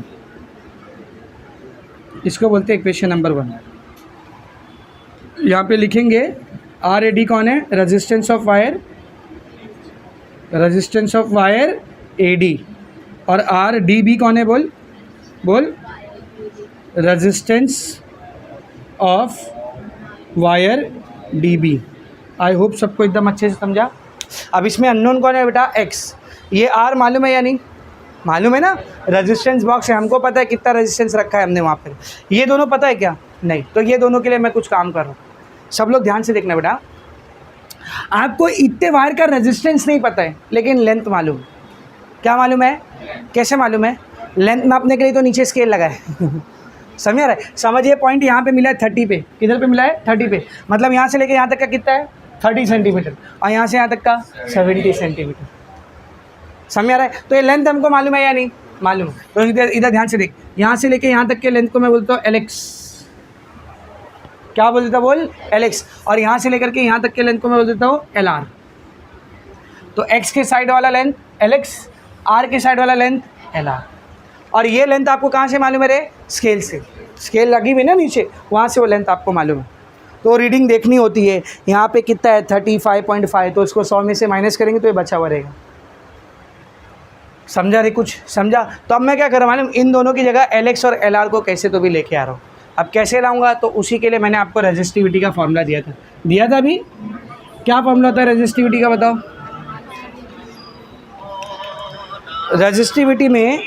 रेजिस्टिविटी में हम लोगों ने आर का भी एक फॉर्मूला निकाले थे ना, R is equals to rho A by L by A था, A by L by rho L by, ये फॉर्मूला निकाले थे ना। वेयर रो क्या है बेटा, वेयर रो इज रेजिस्टिविटी। तो ये फॉर्मूला अब मैं यहाँ पर यूज़ कर रहा हूँ, I am using this formula over here. हाँ, बहुत ध्यान से देखना बेटा। तो पहले ये आर की वैल्यू निकालते, कौन से वायर के लिए, ए से डी तक के वायर के लिए, आर ए डी। रो की जगह रो आएगा, ये रो क्या है इस वायर का, रेजिस्टिविटी। एल की जगह क्या आएगा, देख ए से लेकर डी तक का लेंथ कितना है रे, एल एक्स, और वायर का एरिया मान लेता हूँ मैं ए, एंड आर डी बी। चल बता डी बी की वैल्यू क्या रहेगी, क्या डी से लेकर बी तक के वायर की रेजिस्टिविटी अलग रहेगी क्या, सेम ही वायर है ना यार, जब तक मटेरियल सेम है रो चेंज होगा क्या, नहीं। जो वायर उस साइड था वही इधर है ना, अलग अलग वायर नहीं लगाए हो, तो रो यहाँ पर क्या रहेगा, बोल सेम। जो वायर उधर था वही वायर इधर भी है, तो जितना एरिया उसका था क्रॉस सेक्शन, उतना ही एरिया यहाँ पे भी रहेगा, एरिया भी सेम है। हाँ, लेंथ क्या है, एल आर। समझा। इसको पुट करते इक्वेशन 1 में, पुट इन 1, क्या बन जाए, देखिए equation 1, X by R is equals to, R A D की जगह पर क्या आएगा, देख rho L X by A, और आर डी बी की जगह पर क्या आएगा, rho L R by A. ये rho L X by A को ऐसे ही रहने देते हैं, इसको ऊपर लेके जा, ए बाय रो एल आर, सही है ना, ऊपर जाके उल्टा हो जाएगा ना, वो क्या हो गया, देख एक्स क्या मिलेगा, बोल एक्स क्या मिलेगा, X by R is equals to L X by L R. X unknown था ना, L X by L R, ये आर उधर गया, तो this is the formula for unknown resistance. अब ये तीन चीज़ अपने को पता है कि नहीं, देख कैपिटल आर रेजिस्टेंस बॉक्स में रखा हुआ रेजिस्टेंस, जानते हैं या नहीं जानते, बिल्कुल जानते हैं। एल एक्स एल आर मालूम है सर, यहाँ से यहाँ तक का एल एक्स, यहाँ से यहाँ तक का एल आर स्केल से ही नाप लेंगे, क्या मिल जाएगा यहाँ से, अननोन रेजिस्टेंस। क्या काम था इसका, अननोन रेजिस्टेंस निकालना, ऐसे निकालते हैं।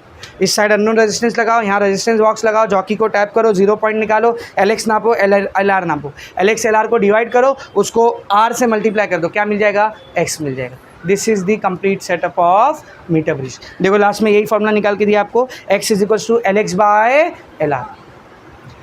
आप जो प्रैक्टिकल में फॉर्मूला यूज़ करोगे ना, वो ये नहीं है, प्रैक्टिकल में आप दूसरा फॉर्मूला यूज़ करोगे। कौन सा फॉर्मूला, इधर बोर्ड पर ध्यान से देख बेटा, मैं आपसे क्वेश्चन पूछ रहा हूँ, L x plus L R की वैल्यू कितनी रहेगी, 100 सेंटीमीटर। यहाँ से यहाँ तक एल एक्स, यहाँ से यहाँ तक एल आर, पूरा मिला दोगे तो कितना आएगा, 100 सेंटीमीटर, सही है कि नहीं। यहाँ से एल आर को अकेला कर कितना आएगा, 100 माइनस एल एक्स, ये एल एक्स वहाँ चले जाएगा ना, इसको पुट कर दें यहाँ पे, क्या बनेगा देख, x is equals to L X by L R की जगह क्या आएगा बोल, 100 minus L X into R. आप प्रैक्टिकल में ये फॉर्मूला यूज़ करो। इस फॉर्मूले की खास बात क्या है मालूम, इसमें 2 ही अननोन है, उधर 3 थे ना, इसमें 2 ही अननोन है। एक रेजिस्टेंस बॉक्स में रखा हुआ रेजिस्टेंस, और दूसरा सिर्फ ये लेंथ नापो, वाला मत नापो, छोड़ दो, सिर्फ ये नापो, उसको यहाँ पर रख दो, नीचे 100 में से माइनस कर दो, वो अपने आप क्या आ जाएगा, एल आर आ जाएगा। 2 लेंथ निकालने की ज़रूरत ही नहीं पड़ेगी। समझा अच्छे से। यहाँ पे आपका पूरा मीटर ब्रिज क्या होता है बेटा, फिनिश।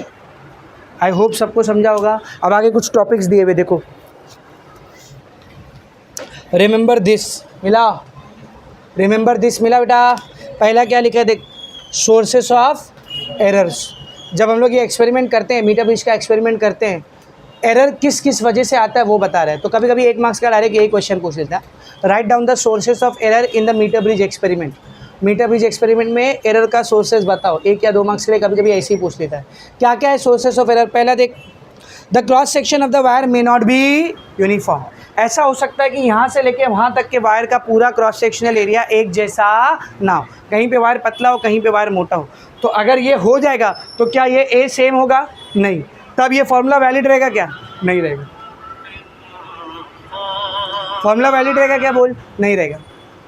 समझ में आ रहा है अच्छे से। तो पूरे वायर का क्रॉस सेक्शन कैसा होना चाहिए, सेम। अगर नहीं सेम है तो एरर आएगा कि नहीं आएगा, बिल्कुल आएगा। और एक वजह ये भी है कि आपको जॉकी को स्लाइड नहीं करना है। जब एक ही जगह रख के ऐसे ऐसे स्लाइड करोगे तो वो उतना वायर बार बार घिसने की वजह से क्या हो सकता है, पतला हो सकता है। पतला होगा तो cross section area change, cross section area change तो एरर आ जाएगा। समझा। तो पहला पॉइंट क्या है बेटा, क्रॉस सेक्शन एरिया सेम होना चाहिए। दूसरा point, the end of the wire are soldered to the metallic strip where contact resistance is developed which is not taken into account. इसका क्या मतलब है सर, ये वाला जो पॉइंट दिख रहा है बेटा, ये वाला पॉइंट जहाँ पर हमने मेटालिक स्ट्रिप और वायर को शोल्डरिंग वायर के थ्रू, जो सिल्वर वाला वायर रहता है उसके थ्रू क्या कर दिया है, ज्वाइन कर दिया है।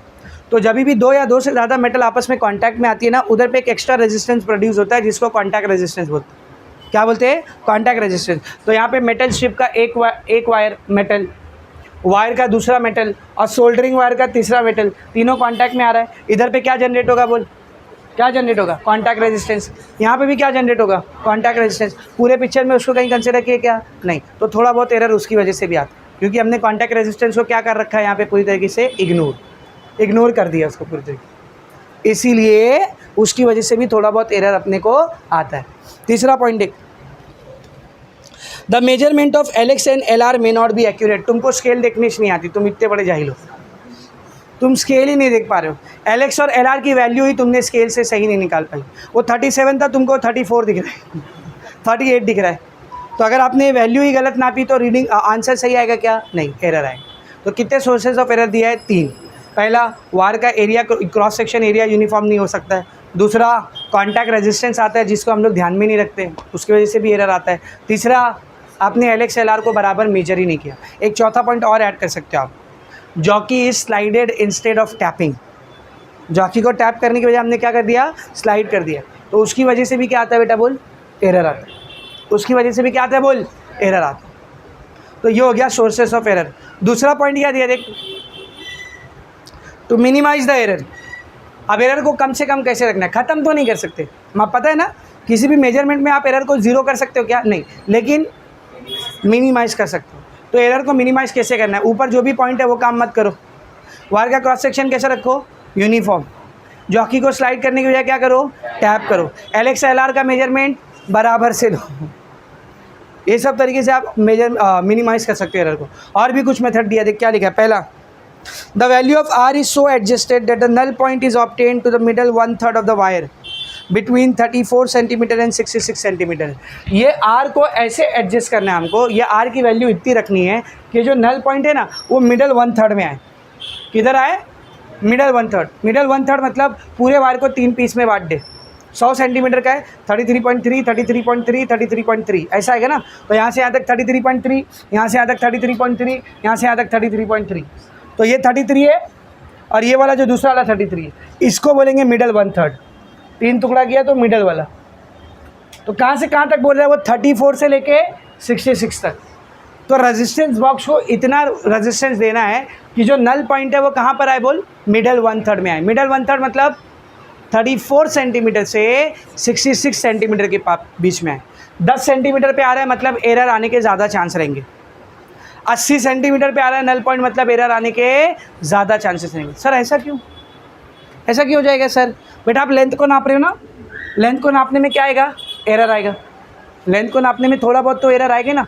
भले से आपको लग रहा है नहीं सर मैं तो एकदम एग्जैक्ट नापा, तुमको लग रहा है 34.5 आंसर है, असल में हो सकता है आंसर 34.522। अब उतना आप अपनी आंखों से नाप सकते हो क्या? सर उतना कैसे देखूंगा मैं, कोई भी नहीं देख सकता। यानी ये जो लेंथ आप नाप रहे हो एकदम 100% एक्यूरेट नाप रहे हो क्या? कैसे नाप रहे हो? अप्रॉक्सीमेट नाप रहे हो, यानी उसके नापने में कुछ ना कुछ एरर है ना।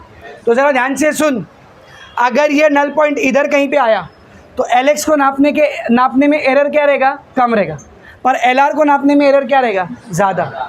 अब दोनों डिवाइड हो रहे हैं ना, ऊपर कम एरर नीचे ज़्यादा एरर, तो एरर बैलेंस हो रहा है क्या? नहीं। अगर ये यहाँ पे कहीं आ रहा है, यहाँ पे कहीं आ रहा है, तो LX को नापने में एरर ज़्यादा रहेगा, LR को नापने में एरर कम है, बैलेंस हुआ क्या? लेकिन अगर इसको मिडल 1/3 में रखोगे 34 और 66 सेंटीमीटर के बीच में, तो शायद LX को नापने में जितना एरर आया होगा LR को नापने में भी अप्रॉक्सीमेटली उतना ही एरर आया रहेगा। तो दोनों का एरर ऊपर नीचे क्या हो जाएगा, कैंसिल। तो एरर क्या हो जाएगा बोल, मिनिमाइज। तो नल पॉइंट कहाँ होना चाहिए बता, नल पॉइंट कहाँ होना चाहिए, वायर के मिडल 1/3 में। ये सब वाइवा के क्वेश्चन भी जब प्रैक्टिकल एग्जाम होता है ना, टीचर लोग ये पूछ लेते हैं बताओ नल पॉइंट कहाँ होना चाहिए। अब तुम रट्टा मार के कहते मिडल 1/3 34 सेंटीमीटर 266 सेंटीमीटर, ओ टीचर ताली बजाएगा। नहीं, अगला क्वेश्चन पूछेगा वाई, क्यों, तब आप क्या बोलोगे, मैडम टेक्स्ट बुक में लिखा था, मैडम प्रैक्टिकल बुक में लिखा था। क्यों, उसका रीज़न याद रखो। हाँ सर बताए, उसका रीज़न याद रखो। जब नल पॉइंट मिडल 1/3 में रहेगा 34 और 66 सेंटीमीटर के बीच में, तो LX को नापने में जितना एरर आया रहेगा उतना ही LR को नापने में भी आएगा। तो एरर से एरर क्या हो जाएगा, कैंसिल आउट हो जाएगा, मिनिमम एरर रहेगा। तो जब आप इतना आंसर दोगे ना तो टीचर तुमको देखेगा, नज़र में रखेगा, तुम्हारे सीट नंबर के पहले स्टार मार्क बनाएगा। अच्छा बच्चा है, इसको किसी भी कीमत पे 30 मार्क्स देना है। ऐसे ही होता है, जो बच्चे अच्छा आंसर करते हैं ना, हम लोग शीट पे उनके सीट नंबर से पहले स्टार मार्क कर देते हैं। ये कुछ भी हो, इसको मार्क्स तो अच्छे ही मिलना चाहिए, जवाब दे रहा है अच्छे से। वरना वाइवा कितने मार्क्स का होता है मालूम, 2 या 4 मार्क्स का होता है, बस उससे ज़्यादा का नहीं होता है। तो फिर इतने क्वेश्चन करते काहे को सर, देखने के लिए बच्चा कितने पानी में, उस हिसाब से मार्क्स देंगे। कुछ भी आंसर नहीं दिया तो उसके सीट नंबर के आगे ऐसा 1 डॉट मारते, मतलब एकदम 3rd क्लास बच्चा है, इसको 30 में से 30 तो किसी कीमत पे नहीं देना है। थोड़ा बहुत आंसर दिया 2 डॉट मारते, एवरेज मार्क्स देना है। और आंसर दिया 3 डॉट मारते, देना है इसको 25 के ऊपर ही देना है। और मस्त आंसर करते जा रहा है बच्चा, स्टार मार्क, सीधा तारा, मस्त बच्चा है, इसको कुछ भी हो जाए 29-30 तो देना ही है। तो वाइवा को हल्के में नहीं लेने का, उससे पता चलता है, टीचर की नज़र में तुम्हारी इमेज बनती है कि मैं कितने पानी में, मेरी क्या औकात है, इतने ही मार्क्स दो, इससे ज़्यादा डिजर्व नहीं करता हूँ मैं, ऐसा इमेज बनती है तुम्हारी। तो ये सब वाइवा में पूछते हैं। नल पॉइंट कहाँ होना चाहिए, कहाँ होना चाहिए बताओ, मिडल 1/3। मिडल 1/3 मतलब 34 सेंटीमीटर से 66 सेंटीमीटर के बीच में। क्यों, वाई, ताकि LX और LR को नापने में जो परसेंटेज एरर आ रहा है वो कैसा है, इक्वल है, और ओवरऑल एरर क्या हो जाए बेटा, मिनिमाइज हो जाए। समझ में आ रहा है? आपके पीछे एक्सरसाइज में क्वेश्चन पूछा भी है, the null point should be obtain at middle 1/3 of the wire, explain why, explain करो क्यों। तो यही उसका आंसर है, ये वाला पॉइंट, समझा? एक्सरसाइज में पता है किधर है,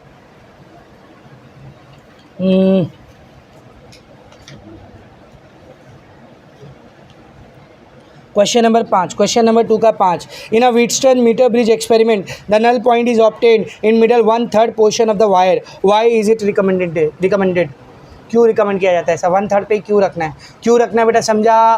ताकि दोनों साइड का एरर क्या रहे, इक्वल रहे और एरर मिनिमाइज हो जाए। देखो वहाँ पे भी वही लिखा हुआ है, देख आगे देख, between 34 centimetre and 66 centimetre, so that, reason पर so that percentage error in the measurement of LX and LR are minimum and nearly the same. समझा अच्छे से? नेक्स्ट पॉइंट, एरर को मिनिमाइज करने के लिए क्या दिया हुआ है, देखो, the experiment is repeated by the interchanging the position of unknown resistance X and known resistance box R। ऐसे भी आप एरर को कम कर सकते हो। एक बार X को यहाँ रख के R को यहाँ रख के पूरा सॉल्व किया, X की वैल्यू आ गई, अब क्या करो मानो, उल्टा कर दो, मतलब X इधर ले आओ और R को उधर ले जाओ, फिर से पूरा एक्सपेरिमेंट करो, X की वापस वैल्यू निकालो, थोड़ी सी अलग वैल्यू आएगी, तो कौन सी लेंगे, पहले वाली वैल्यू या दूसरी वाली वैल्यू, दोनों का एवरेज मीन, दोनों को ऐड करके 2 से डिवाइड करेंगे तो जो मीन आएगा वो थोड़ा ज़्यादा करेक्ट आंसर रहेगा। तो ऐसे भी एरर कम किया जा सकता है, पर इतना टाइम है किसके पास, अगर टाइम है तो आप कर सकते हो। पहले एक्स इधर रखा था, आर इधर रखा था, रीडिंग निकालो, आंसर निकालो, बाद में इंटरचेंज कर दो। तो ऐसे भी एरर को क्या कर सकते हैं बेटा, हम लोग मिनिमाइज कर सकते हैं। नेक्स्ट पॉइंट देख क्या लिखा है, तीसरा, the jockey should be tapped on the wire and not slide. Jockey को वायर पे क्या करना है, टैप करना है, स्लाइड नहीं करना है। क्यों करना है ऐसा, we use the jockey to detect whether there is a current through the central branch. हम जॉकी इसलिए यूज़ करते हैं कि सेंट्रल ब्रांच में करंट है या नहीं है। This is possible only by tapping the jockey. और एग्जैक्ट वो पॉइंट जो पॉइंट पे करंट नहीं है उसको आप स्लाइड करके कभी नहीं पता लगा सकते। कैसे पता लगा सकते हो, टैप। अब आप स्लाइड कर रहे थे, बीच में कहीं जीरो हो गया, आप रुक गए, आपको लगेगा यही नल पॉइंट है, वो है क्या नल पॉइंट, उसके आगे पीछे कहीं रहा होता अगर आपने टैप किया होता तो एग्जैक्ट नल पॉइंट पे आने के लिए आपको जॉकी को क्या करना है, टैप करना है। एक रीज़न और मैंने आपको बताया कि जॉकी को टैप क्यों करना है, स्लाइड क्यों नहीं करना है। स्लाइड करोगे तो वायर का क्रॉस सेक्शन एरिया यूनिफॉर्म नहीं रहेगा और फिर एरर आएगा। तो आपको एक्सरसाइज में ये भी क्वेश्चन पूछा है, while doing the metre bridge experiment jockey should be tapped and not slided, explain why. उसका भी आंसर मैंने आपको बता दिया। वाइवा में भी ये क्वेश्चन आ सकता है। समझ में आया सबको अच्छे से, ये हो गया मिनिमाइज करने का तरीका। नेक्स्ट क्या दिया है देख, एप्लीकेशन। व्हीटस्टोन ब्रिज का एप्लीकेशन कहाँ पर होता है, the Wheatstone bridge is use for measuring the values of very low resistance precisely. कम से कम रेजिस्टेंस भी रहेगा तो आप उसको प्रिसाइज मतलब अच्छे से उसकी एग्जैक्ट वैल्यू के आसपास की वैल्यू व्हीटस्टोन ब्रिज के जरिए आप क्या कर सकते हो बेटा, निकाल सकते हो। समझ में आ रहा है। दूसरा application, we can also measure the quantities such as galvanometer, resistance, capacitance, inductance, impedance using a Wheatstone bridge. इसका क्या मतलब है, आप ना सिर्फ एक अननोन रेजिस्टेंस की वैल्यू निकाल सकते हो इसके ज़रिए, बल्कि ये जो गैल्वेनोमीटर दिख रहा है इसमें कितना रेजिस्टेंस है वो भी आप इसके ज़रिए निकाल सकते हो। आगे बताऊंगा कैसे। ये कैपेसिटर दिख रहा है, कैपेसिटर के अंदर जो रेजिस्टेंस होता है उसको बोलते हैं कैपेसिटेंस। क्या बोलते बोल, कैपेसिटेंस। वो भी हम लोग इससे निकाल सकते हैं। जैसा कैपेसिटर होता है वैसे एक डिवाइस होता है जिसको बोलते हैं इंडक्टर। क्या बोलते बोल, इंडक्टर। उसके अंदर जो रेजिस्टेंस होता है उसको बोलते हैं इंडक्टेंस। क्या बोलते बोल, इंडक्टेंस। वो भी आप इसके ज़रिए निकाल सकते हो। रेजिस्टेंस, कैपेसिटर और इंडक्टर, जब इन तीनों को सीरीज़ में कनेक्ट करते हैं ना तो एक नया सिस्टम बन के तैयार होता है जिसको बोलते हैं एलसीआर। क्या बोलते बोल, एलसीआर। कौन कौन, रेजिस्टेंस, इंडक्टेंस, इंडक्टर और कैपेसिटर, इन तीनों को सीरीज़ में कनेक्ट करते तो एलसीआर बनता है। और इसका जो रेजिस्टेंस रहता है उसको इम्पीडेंस बोलते हैं। क्या बोलते बोल, इम्पीडेंस। वो भी वैल्यू आप इससे निकाल सकते हो। यानी आप इससे ना सिर्फ रेजिस्टेंस निकाल सकते हो बल्कि कैपेसिटेंस, इंडक्टेंस, इम्पीडेंस, ये सब निकाल सकते हो। अब सर ये जो है कैपेसिटेंस, इंडक्टेंस, और इम्पीडेंस, ये सब कब पढ़ेंगे हम लोग, तो ये सब बेटा एसी सर्किट चैप्टर के अंदर एकदम डिटेल में दिया हुआ। अभी बस नाम याद रखना है। हम लोग फिजिक्स का जो प्रैक्टिकल करेंगे उसमें निकालेंगे क्या सर, ये सब नहीं। उसमें आप सिर्फ रेजिस्टेंस निकालोगे। क्या निकालोगे, रेजिस्टेंस, इम्पीडेंस, कैपेसिटेंस, इंडक्टेंस, ये सब इसके ज़रिए निकालना नहीं है। तो यहाँ क्यों दिया है, अरे बस बता रहे कि ये सब भी निकाला जा सकता है। ये आपका एप्लीकेशन ऑफ व्हीटस्टोन ब्रिज। यहाँ पर मीटर ब्रिज पूरा क्या होता है बेटा, फिनिश। समझ में आ रहा है। अब उधर एक न्यूमेरिकल है उसको करेंगे, ये लिख के लो पूरा जल्दी से।